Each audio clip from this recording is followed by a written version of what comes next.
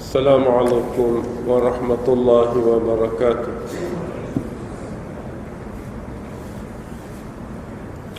A'udzu billahi minasy syaithanir rajim. Bismillahirrahmanirrahim. Alhamdulillahi rabbil alamin. Segala puji bagi Allah Rabbil alamin, Tuhan alam ini. Wa bihi nasta'in, hanya kepadanya lah kita minta tolong. Wassalatu wassalamu ala rasulillahil amin. Selawat dan salam kita ke atas Nabi kita sallallahu alaihi wasallam al-amin, seorang yang telah melaksanakan amanah Allah ke atasnya. Wa ala alihi wa sahbihi ajma'in. Selawat dan salam juga ke atas keluarga Nabi serta para sahabat semuanya. Wa man tabi'ahum bi ihsanin ila yaumiddin. Dan doa kita kepada sekalian muslimin muslimat yang ikut Nabi, para sahabat sampai kepada hari kiamat. Allahumma rabbana ishrah lana sudurana. Ya Allah, yang Tuhan kami, Engkau lapangkanlah dada kami sekalian. Wa yassir lana umurana. Engkau mudahkanlah segala urusan kami ya Allah. Waj'alna minal ladina yastami'una al-qawla fayattabi'una ahsanah. Dan Engkau jadikanlah kami semua ini ya Allah orang-orang yang suka mendengar ayat-ayat-Mu, kemudian mengambil apa-apa yang terbaik daripada pengajian ini. Allahumma ja'alna min ahli al-Qur'an. Ya Allah, jadikanlah kami orang yang ahli dalam Al-Quran. Ahlullah wa khassatu, mereka itulah ahli Allah dan orang khas Allah.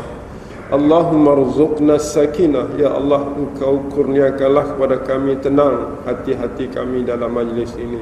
Warahmah, Engkau sempurnakanlah rahmat-Mu ke atas kami, yakni Engkau ampunkan dosa-dosa kami, serta Engkau masukkanlah kami, serta Engkau kurniakanlah segala hajat keperluan kami. Wa du'a al-malaikah, Engkau sertakanlah ya Allah para malaikat mendoa dan mengaminkan doa kami. Wa zikrallahi fi man indah, dan ingatan-Mu ya Allah kepada kami selalu, khususnya dalam majlis-majlis para malaikat. Allahumma shfi mardana wa mardal muslimin. Ya Allah, Engkau sembuhkanlah sesiapa sahaja dalam majlis ini yang uzur dan sakit, serta Engkau masukkanlah kami. Allahumma hab lana hukma wa alhiqna bis salihin, serta Engkau anugerahkan kepada kami faham dalam agama, dan Engkau masukkan kami di kalangan orang-orang yang saleh, yakni orang-orang yang diterima amalnya. Amin ya rabbal alamin. Muslimin muslimat yang dirahmati Allah sekalian, syukur pada Allah Subhanahu wa ta'ala, pada pagi ini kita dapat bersama dalam majlis ilmu insya-Allah dalam perjumpaan bulanan kita di masjid ini. Hari ini kita nak bincang tiga langkah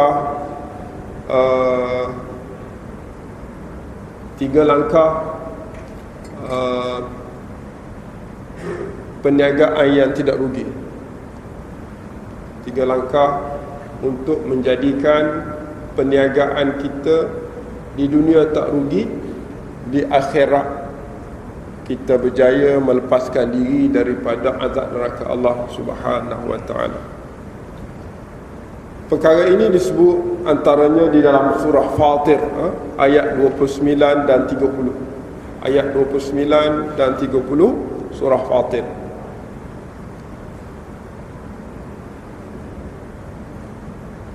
Firman Allah, a'udzu billahi minasy syaithanir rajim. Bismillahirrahmanirrahim. Innal ladina yatluna kitaballah wa aqamus salah wa anfaqu mimma razaqnahum sirran wa alaniyah yarjuna tijaratan lan tabur liwaffiyahum ujurahum wa yazidahum min fadlih innahu ghafurun syakur. Sadaqallahul azim.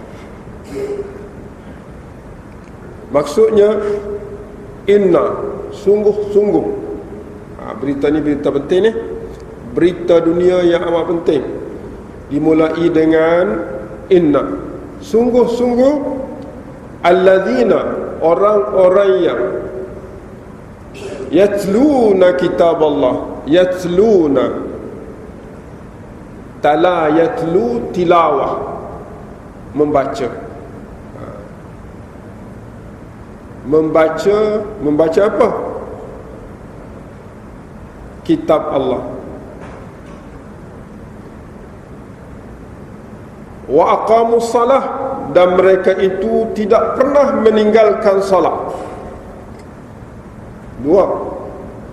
Wa anfaqu, dan tidak pernah luput dari dirinya menginfakkan mimma razaqnahum, dari sebahagian, mimma, min dari ma apa, dari apa, dari itu sikit bukan semua.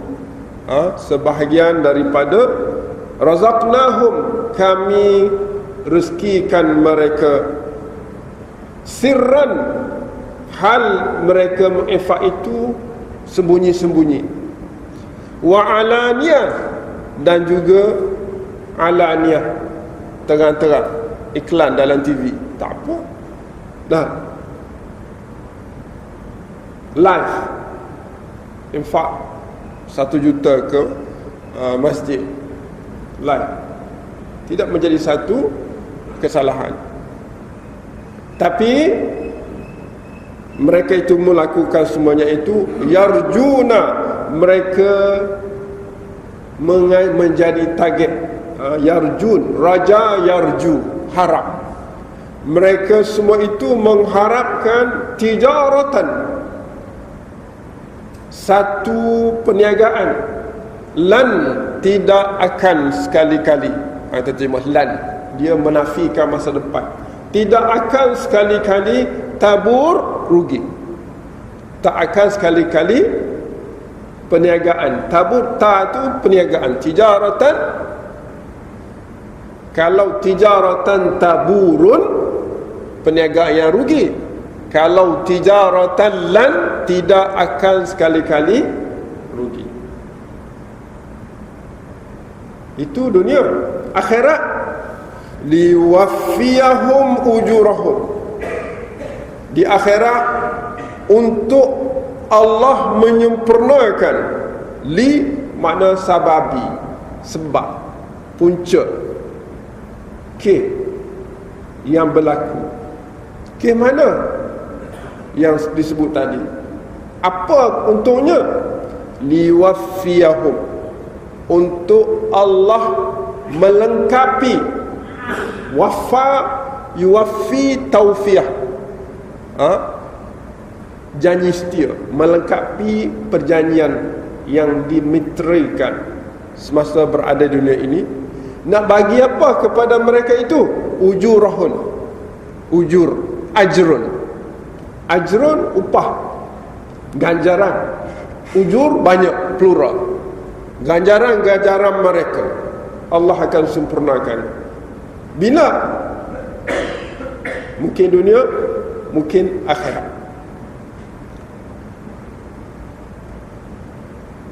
Bagi balasan.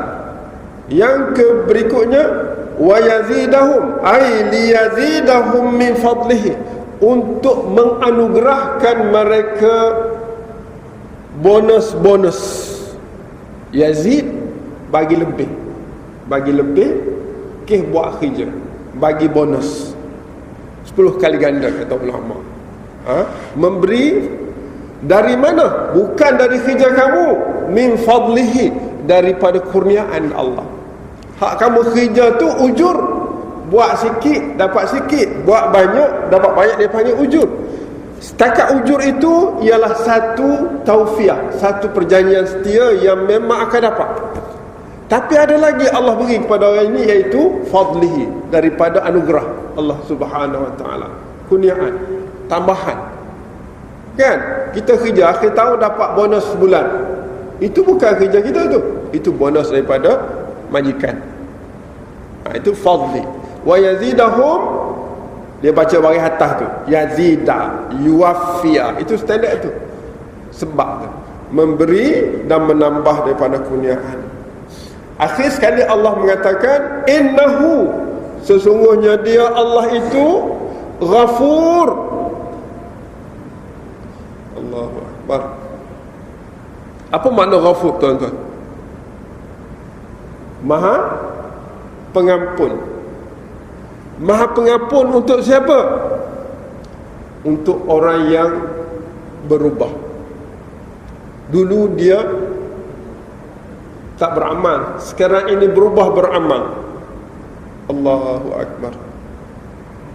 Agak-agak saya ni berubah umur 50, dapat tak menampun apa yang saya tinggal 30 tahun yang lepas, 35 tahun yang lepas, 15 tahun sampai 50, 35 tahun tidak beramal.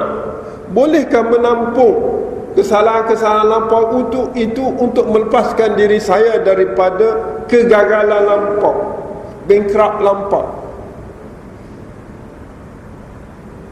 Bila kita dengar satu janji Allah, dia kata innahu ghafur, dia akan memberi kemaafan walaupun sebesar mana dosa yang dilakukan oleh orang itu. Kalau bertaubat dan kembali pada Allah, dia orang yang maha memberi pengampunan. Itu bagi orang yang berubah hari ini dan kembali kepada Allah. Bagi orang yang bersusah payah melakukan perintah Allah siang malam, pagi petang, duk buat kerja, penat berjuang di jalan Allah, apa yang mereka dinilai oleh Allah benar. Allah kata syakur, aku amat-amat terima kasih. Itu kalau Allah syakur ni, maknanya kita orang terima kasih kita ni, orang besar terima kasih kita ni, dia tak terima kasih saja, dia buat hadiah, dia beri. Nah, Allah berterima kasih kepada siapa? Orang yang bersusah lelah buat kerja agama Allah. Ghafur, Allah maaf pada siapa? Orang yang hari ini dia nak berubah, walaupun dah lama dia tersilap jalan, dia Ghafur. Itu secara umum ayat ini. Tuan-tuan yang dirahmati Allah, dalam ayat ni ada 3 peringkat. Kita nak ambil tajuk mana? Peringkat pertama ialah yarjuna tijaratan lan tabur. Ini kita punya main point. Mereka mengharapkan satu bisnes yang tidak sekali-kali akan rugi. Siapa mereka itu? Siapa mereka itu? Itu. Yarjuna, mereka itu hari-hari yang mereka hidup beramal. Kita terjemah hari-hari kan? Nah, dia guna present continuous tense. Yarjuna, present continuous tense.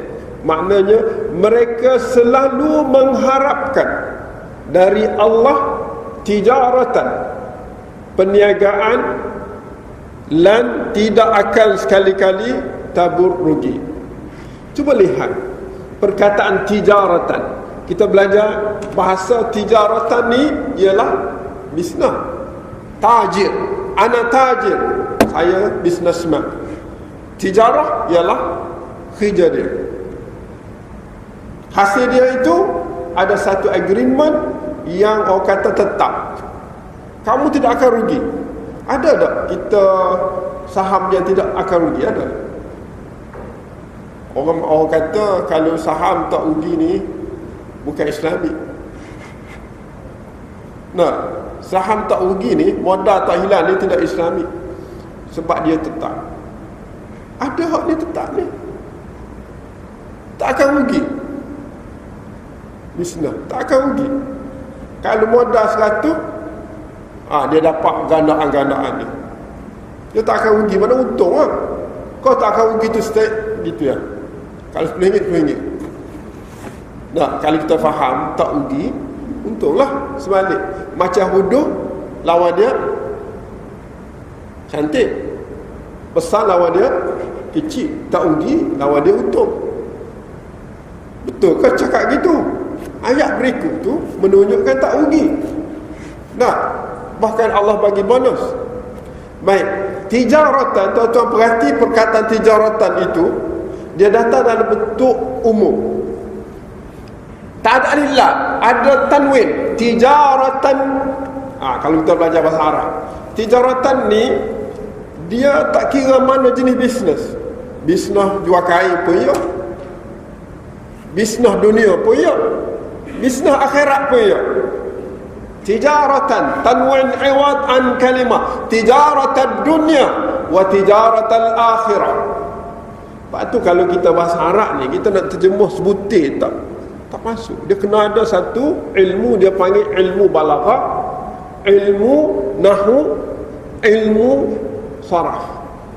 Ilmu bahasa ni dia ada 3 part. Ilmu bahasa ni, ilmu membina diri, dia panggil ilmu perkata. Itu ilmu membina diri. Ilmu membina rangkaian, dia panggil ilmu nahwu. Ilmu mengenal diri, mengenal kawan, mengenal keperluan, mengenal masyarakat, dia panggil ilmu balaghah. Satu ayat kena ada 4 ilmu. Satu ayat kena, satu kalimah kena ada 4 ilmu. Paling-paling minimum. Tijaratan, dari sudut peribadi dia, perkataan tijarah dari sudut peribadi ialah melambangkan seorang yang peribadinya boleh pergi belakang. Boleh pergi belakang. Susah nak cari orang yang boleh pergi belakang ni. Boleh masuk dengan orang fakir miskin, boleh masuk dengan orang kaya, boleh naik ke atas, boleh turun ke bawah. Ini peribadi yang mari dalam bentuk tak ada alilan, ada tanwin. Peribadi kalimah tu bukan peribadi manusia, itu juga manusia. Dari sudut kita nilai, dari sudut perkataan itu sendiri, kita boleh jadikan dia sebagai satu ayat tambahan dalam ilmu bahasa. Tijaratan ay tijaratan dunia, perniagaan dunia. Boleh dijadikan tijaratan akhirah, perniagaan akhirat. Baik, jenis pribadi ini kata Allah lan tabur, tidak akan kecundang dalam hidupnya, tidak akan. Itu jaminan keras daripada Allah. Macam mana kita tahu jaminan Allah? Pertama menggunakan lan, yang kedua ayat mula-mula menggunakan inna. Innal ladzina yatluna kitabullah. Ini tidak ragu-ragu lagi, satu jaminan perniagaan yang tidak akan rugi. Apa benda kena buat nanti kita tengok. Anda nak cerita yang tu dulu. Maknanya orang ini dia buat bisnes dunia, bisnes akhirat. Macam mana dia buat bisnes dunia akhirat ya? Allah, jual roti ke, jual apa ke, tak kisahlah. Itu bisnes. Tapi dunia dapat, akhirat dapat. Dunia dapat keuntungan, akhirat dapat keuntungan. Ada 3 langkah. Ada 3 langkah. Kena ikuti supaya perniagaan ini tidak rugi. Itu yang pertama kena buat ialah yatluna kitab Allah. Orang itu mesti yatluna kitab Allah. Yatlun apa makna? Yatlun, kita baca, kita kata tala yatlu tilawah, utlu, bacalah, iqra, baca. Ada satu makna dia panggil utlu, baca. Satu makna lagi dia panggil belek. Orang kata belek. Belek tu apa? Ya tasaffah. Dia tiap-tiap hari tu dia buka Quran, kitab Allah. Buka sama. Buka tu untuk baca lah. Buka untuk baca, untuk belajar, untuk faham. Ada isu apa? Dia tengok Quran. Ada isu apa? Dia tengok Quran. Tak berpisah dia. Dia guna yatluna present continuous tense. Tak berpisah dia. Ini syarat pertama orang nak dapat perniagaan yang tidak akan rugi dalam hidup dia rujuk kepada kitab Allah, dan dia kembali jua kes kembali kepada kitab Allah. Satu, sebab yang telu ni baca begitu. Yang telu, yang kedua makna apa? Makna melihat sentiasa. Tala amrun summa amrun akhar, maknanya berselisih, berterusan, satu urusan kepada urusan yang lain, melihat kepada kitab Allah. Satu. Yang kedua, orang itu wa aqamus salah, mereka confirm tak tinggal sembahyang. Kita terjemuh betul? Confirm tak tinggal sembahyang. Kok mana ustaz terjemuh siapa confirm tu? Dia guna di sini aqamu, past tense. Sedangkan sembahyang ni bukan past tense, dia present continuous tense. Tetapi kenapa dia guna past tense di sini? Yatluna kitab Allah, dia guna present continuous tense. Di sini guna past tense, benda lepas. Ulama mengatakan kalau tempat itu berlaku berterusan tapi guna past tense untuk menunjukkan bahawa orang ini walaupun sibuk macam mana pun dia tak tinggal sembahyang. Dia mengkonfirmkan melalui past tense tempat yang present tense, present continuous tense. Maknanya kok mana hidup susah payah pun sembahyang diutamakan dan tidak akan sekali-kali tinggal, dan sembahyang dia telah diterima Allah. Walaupun kita tengok nak terjemuh secara ni mendirikan sembahyang, tapi nilai kalimah tu, nilai ayat tu, ilmu peribadi pada kalimah tersebut. Nombor 2. Nombor 3, wa anfaqu, sama dengan semayang. Semayang dan infak ni standard sama. Dia guna infak ni berterusan tapi guna past tense. Wa anfaqu, mereka telah pun infak, tak pernah tinggal infak dia. RM1 sehari, ikut mampu dia, dia bagi. Infak merupakan jalan keuntungan. Bagi RM1 dapat banyak. Tuan-tuan, infak RM1 dia standard ujur, liwafiyahum ujurahum ni standard RM1 berapa? 700 kan? Kita setuju dulu. Berdasarkan ayat-ayat Allah, RM1 standard dia 700. Sembahyang subuh, kalau standard dia sembahyang jemaah boleh 27 darjat, ada setengah ulama kata 25 darjat. Seolah-olah kita sembahyang subuh 25 kali 2 rakaat kalau sembahyang berjamaah. Itu tidak diambil kira lagi perjalanan daripada rumah ke masjid, daripada masjid ke rumah. Itu tidak ambil kira lagi tentang ambil wuduk di rumah kemudian datang ke masjid berwuduk. Itu tidak kira lagi langkah-langkah yang dilangkahkan. Itu tidak kira lagi zikir daripada rumah ke masjid. Itu tidak kira lagi senyum kepada isteri semasa meninggalkan rumah. Itu tidak kira lagi buang sampah di tepi jalan dalam perjalanan ke masjid. Kita penuh dengan pahala-pahala yang dikurniakan Allah untuk hidup kita. Kalau kita kata standard, kita ambil standard sembahyang, ini sebab dia syarat sembahyang. Standard sembahyang, kalau kita sembahyang seorang boleh berapa darjat? 1 darjat. Macam ada mari lewat ni, 1 darjat anda boleh hari ni. Tapi harap-harap anda harap tadi bila takbir, harap Allah janganlah potong gaji anda, janganlah potong gaji. Sebab hari ni lah sekala semaya jemaah, hari ni nak jemaah, kelajuan yang anda guna speed motor tadi, kalau Syakir ni tak hormat lagi situ. Siapa kalau semaya pun kat pertama baru surah, baca surah. Tapi sini dia cepat. Siapa ada sama tadi dalam 6 suku. 6 suku di Syakirin, 6-10 dia semaya, 6-10. Adalah 1 rakaat lagi lewat dah tu. Tapi sini dah relax dah, habis dah. Nah, nak speed laju tadi sebab hujan. Hujan licin, tak sempat sampai, jatuh. Jadi tak boleh juga. Tu ambil motor tu kerana nak cepat laju, tiba-tiba hujan pula. Kat Gombak tak hujan kering, kat sini hujan di tengah jalan perjalanan. Anda mengharapkan Allah tidak potong gaji, sebab kebiasaan orang yang buat itu dia ambil kira hak pertama. MC sekali-sekala tu tak potong gaji kan. Kita MC kadang-kadang 3 hari MC tak potong gaji. Jadi hak sekali-kali kita terlepas tertidur kan, dia tidak ambil kira, dia beri markah penuh insya-Allah. Amin ya rabbal alamin.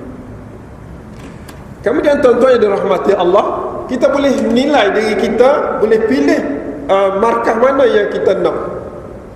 Markah 27 ke markah 1 atas kita. Orang kata semayang ni kat rumah dengan kat masjid 2 rakaat belaka, perintah Allah belaka, buat je lah, yang penting semayang.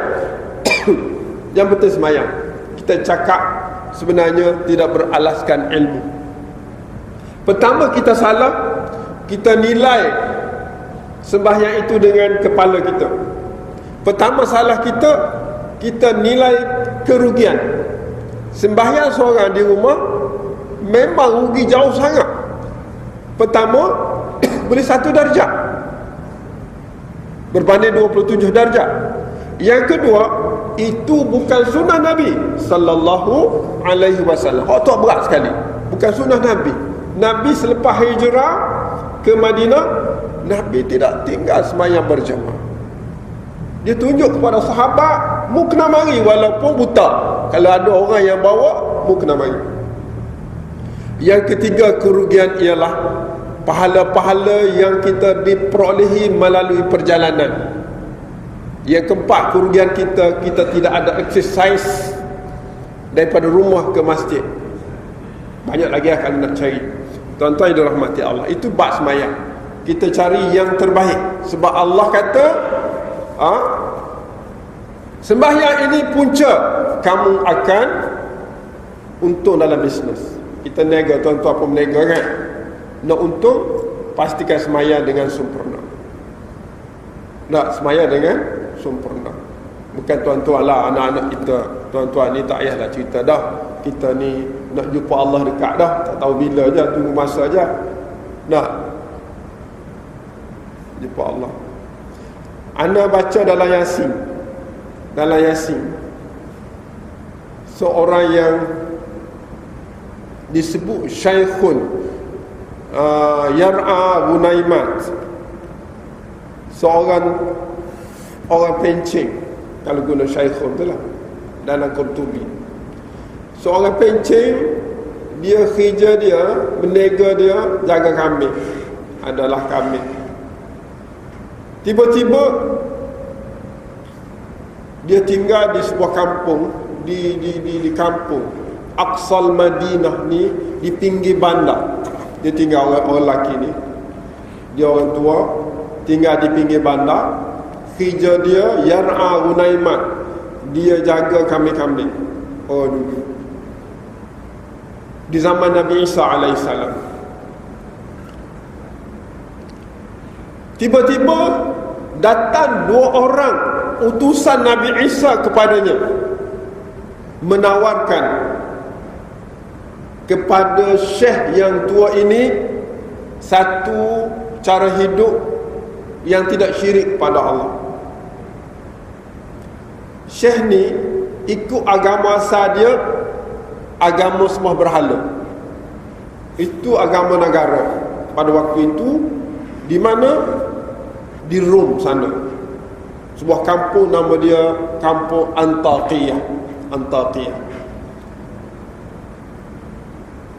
Lalu dia tanya, wahai utusan Isa, apa bukti bahawa kamu kata agama yang aku buat ini, yang aku sembah ni syirik? Dan apa bukti kamu ini agama yang benar? Dia kata, buktinya Bila aku doa kepada Allah, Allah boleh sembuh apa jenis penyakit. Bisu, pekak, tuli boleh berlaku. Sakit apa pun boleh sembuh kalau Allah nak. Sebab Allah itu bersifat pengampun dan pemberi menerima kasih. Syakur. Dia kata begini, aku nak tengok anak aku ni duduk kat rumah gila majnun, gila. Ada riwayat kata sakit lupuk. Boleh tak mau sembuh? Dia kata boleh. Aku minta doa pada Allah. Lalu dia bawa anak dia ataupun dia pergi rumah syekh tu, doa pada Allah dengan cara yang dia belajar. Lalu budak tu dalam keadaan tidur tu, lepas dia berubat, dia berdoa pada Allah, dia minta pada Allah, bangun malam-malam ada. Bangun malam-malam ada. Lepas tu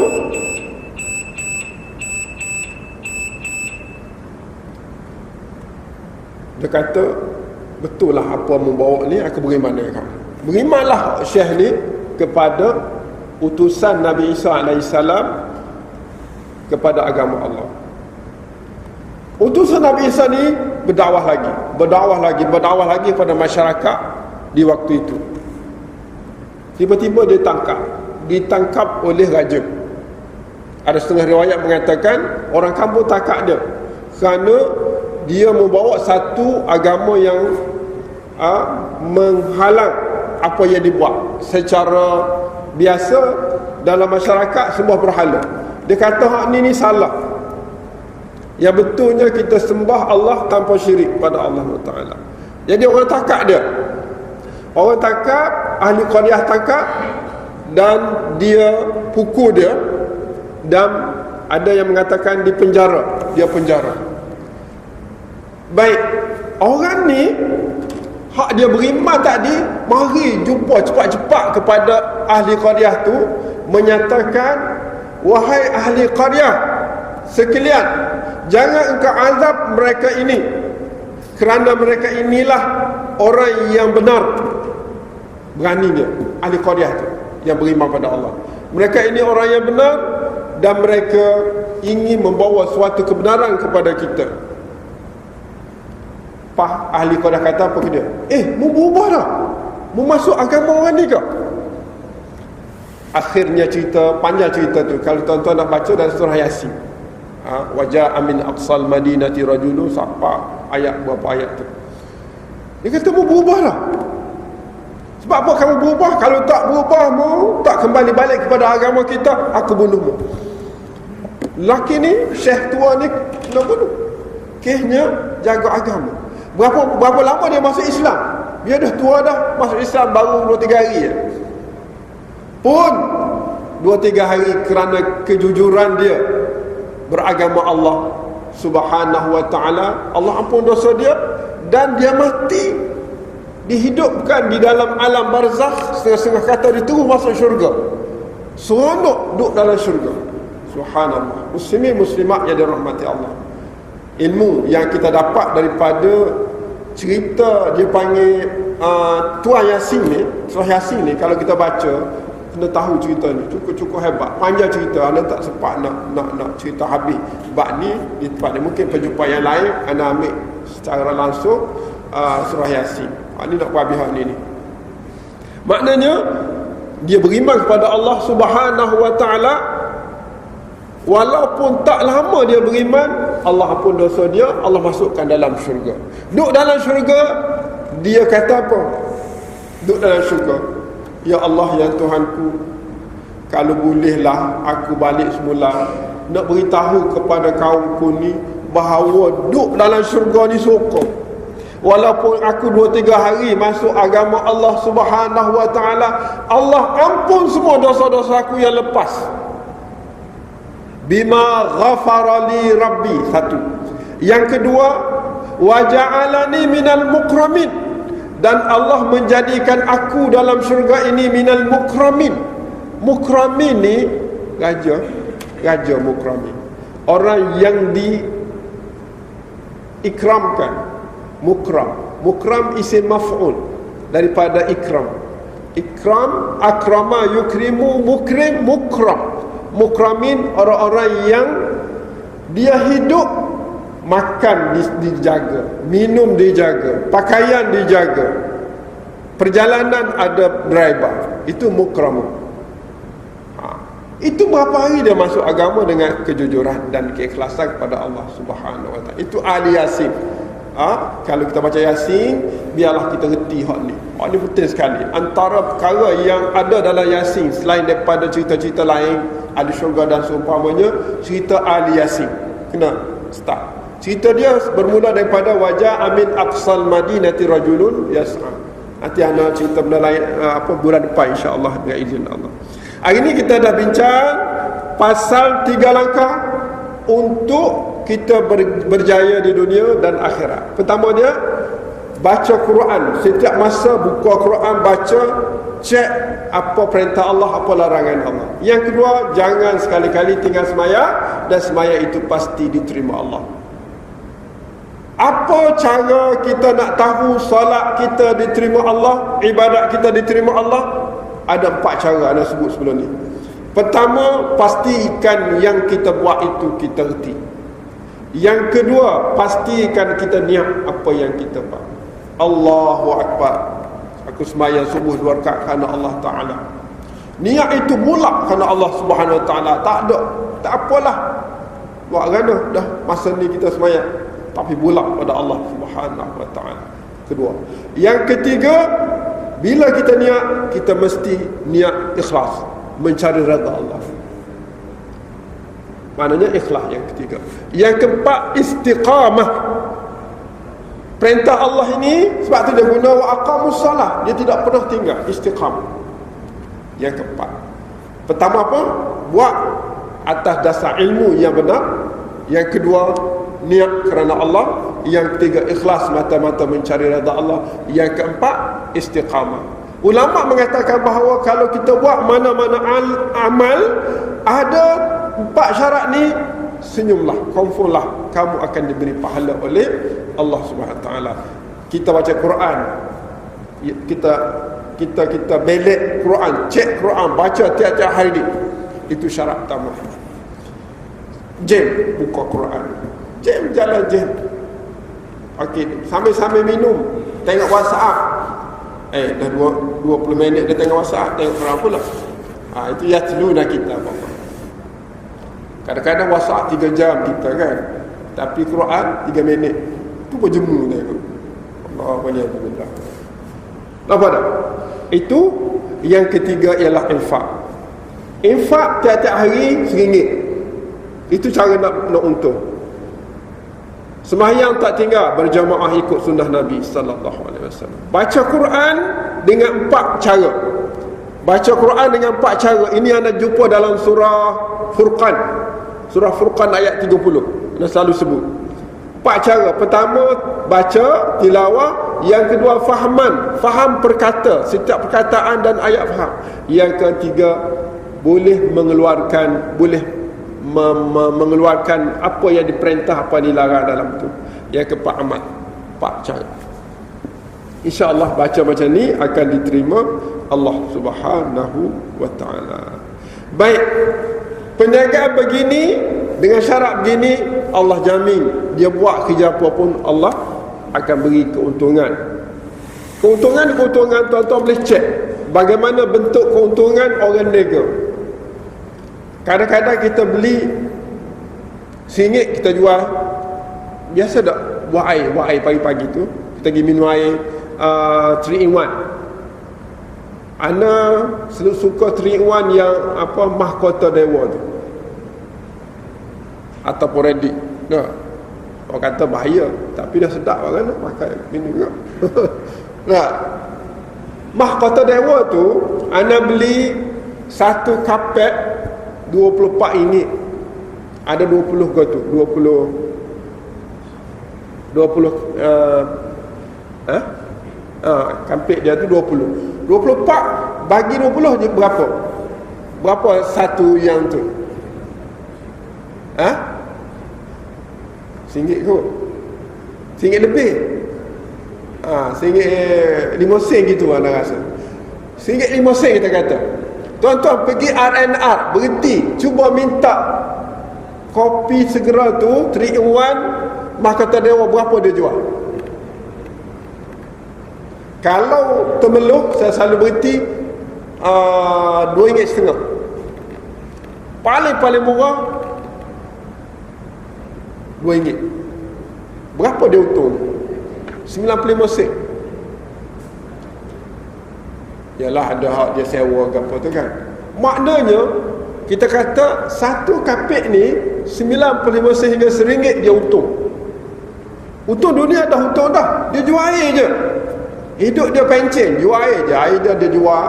Semasa dia jual tu, bayar dia tak pernah tinggal. Azan saja berhenti. Lepas tu boleh untung sikit, dia infak ke masjid infak. Orang ni tidak akan rugi. Hati dia tak rugi, hati dia tenang. Dan dia akan untung. Dan keuntungan dia itu akan dikira pahala di sisi Allah. Untung dunia, akhirat untung juga. Selagi mana kita buat itu tidak bercanggah dengan syariat, dia akan jadi pahala di sisi Allah Subhanahu Wa Taala. Dalam kita nega-nega ni, siapa dah masa kita jumpa Allah, minta Allah jumpa dengan dia dalam keadaan kita tidak kena penyakit. Tuan-tuan, apa cara untuk kita hidup tanpa penyakit kronik? Anda dah sebut juga sebelum ni. Ni tambah-tambah ingatan. Ada 3 langkah. Yang pertama, penyakit tidak akan menimpa, kematian datang dalam keadaan dia sihat. Siapa masa? Amin ya rabbal alamin. Anda terjemah daripada surah Hud. Surah Hud ayat 2. Allah kata, wa anistaghfiru rabbakum thumma tubu ilaihi yumatti'kum mata'an hasanan.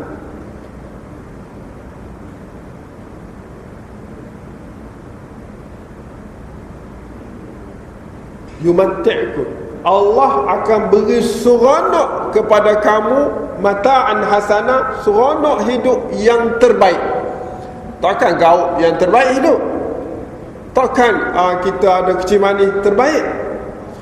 Baik, tak apa. Baik, sampai bila? Ila ajalin musamma, sampai mati.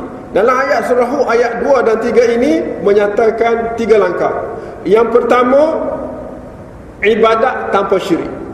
Ibadat tanpa syirik. Buat ibadat jangan ada syirik pada Allah SWT. Yang kedua, pastikan dosa-dosa yang lama-lama Allah maaf kita, Allah ampun. Sama ada dosa kita dengan Allah, dosa kita sesama manusia kena selesai tuan-tuan sebelum kita mati. Dan yang ketiga, bertaubat dengan taubat nasuha. 3 langkah. Apa dia? Pasti ibadat tanpa syirik, dosa lepas diampun Allah. Yang ketiga, taubat dengan taubat nasuha.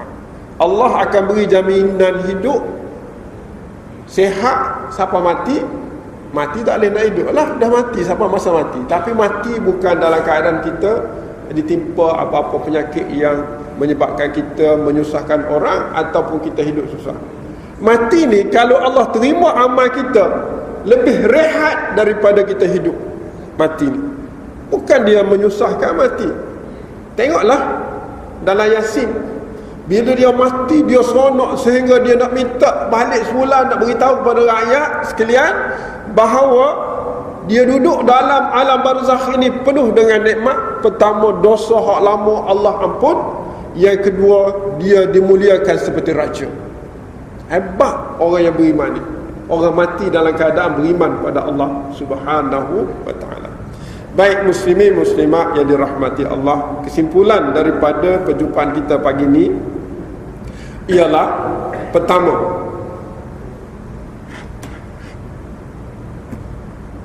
kalau kita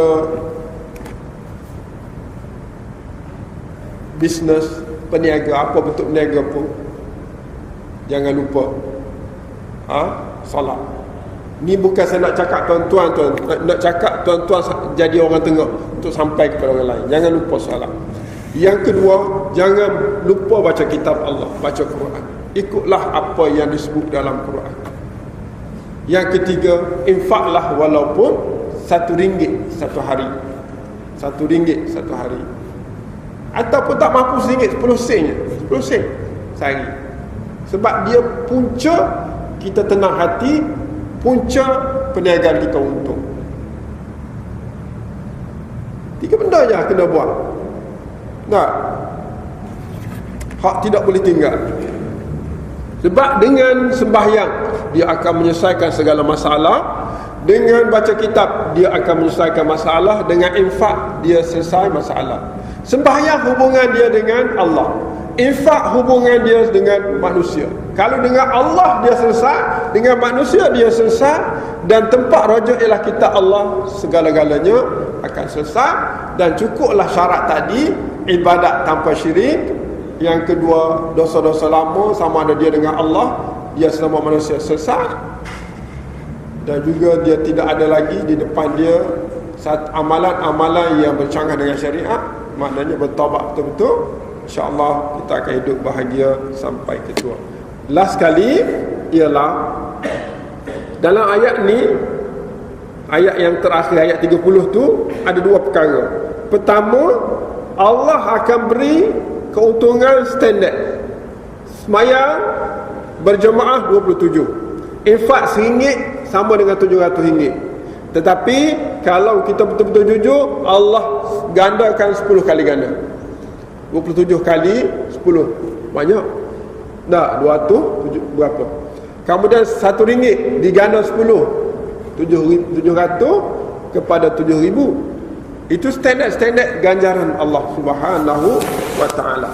Yang kedua, yang kedua dalam ayat ni ialah Ghafurun Syakur. Kenapa Allah gandingkan Ghafur dengan Syakur? Ulama mengatakan bahawa Ghafur ini bagi orang yang nak berubah, Allah sedia terima. Orang yang nak bertaubat hari ini, Allah sedia terima, sebab dia Maha Pengampun. Syakur ini bagi orang yang dah berpenat lelah sejak dulu sampai sekarang dan sampai bila-bila, Allah kata Syakur, aku terima kasih banyak-banyak. Terima kasih Allah, bukan sekadar terima kasih, tetapi Allah akan anugerahkan ajran azimah, satu anugerah yang cukup hebat, iaitu syurga Firdaus, syurga Naim, syurga yang penuh dengan nikmat-nikmat yang kita pernah rasa di dunia dan akan rasa berganda-ganda nikmat lagi bila kita ketemu Allah Subhanahu wa taala nanti. Ada sekadar itulah saja tuan-tuan yang dirahmati Allah, apa yang kita bincang pada ayat 29 dan 30 surah Fatir ini. Surah Fatir. Surah Fatir, surah yang berkaitan dengan penciptaan dan kejadian-kejadian. Subhanakallahumma bihamdik asyhadu an la ilaha illa anta astaghfiruka wa atubu ilaik. Allahumma ij'al jam'ana hadha jam'an marhuma. Ya Allah, jadikanlah perjumpaan kami perjumpaan yang Engkau rahmati. Wa tafarruqana min ba'dihi tafarruqan ma'suma. Perpisahan kami sesudah ini perpisahan yang akan yang Engkau ampunkan segala dosa-dosa kami. Allahumma rabbana taqabbal minna innaka antas samiul alim. Ya Allah, yang Tuhan kami, terimalah daripada kami, sesungguhnya Engkau Maha mendengar apa yang kami doakan dan Maha mengetahui apa yang ada di dalam hati kami. Wassallallahu ala Muhammad wa ala alihi wa sahbihi